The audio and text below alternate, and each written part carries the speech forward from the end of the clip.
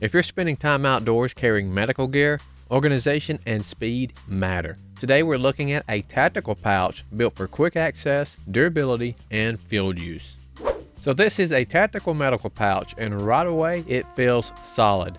The material is thick, structured, and definitely built for outdoor or tactical use. It's compact, but it doesn't feel cramped, and everything about it is clearly designed for quick access when it actually matters. One of the standout features is the rapid rip-away design. The large flat lay Velcro flap combined with a dual zipper system lets you open this thing fast and lay everything out in one view. Inside you've got elastic loops and dividers that keep gear from shifting around, so you're not digging for supplies when time is critical. Everything stays organized and easy to grab. This pouch is made from 900D waterproof nylon, and it definitely shows.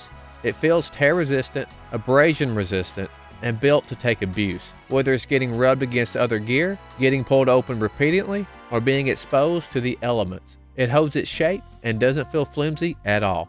Size-wise, it's surprisingly efficient. The internal layout lets it hold essential first aid items, things like bandages, tourniquets, scissors, tweezers, and other medical tools. And it uses a MOLLE system so that you can attach it to a tactical vest, backpack, or duty belt, or just carry it in the hand if needed. Keep in mind this pouch does not include medical supplies. It's a storage pack only. This is a really solid option for anyone who needs a dependable medical pouch in the field. Whether you're into hunting, camping, hiking, climbing, shooting practice, or just want a reliable medical kit setup, this pouch checks the boxes. It's compact, tough, well organized, and built for fast access. Exactly what you want. If you're building out a tactical or outdoor medical setup, this one makes a lot of sense.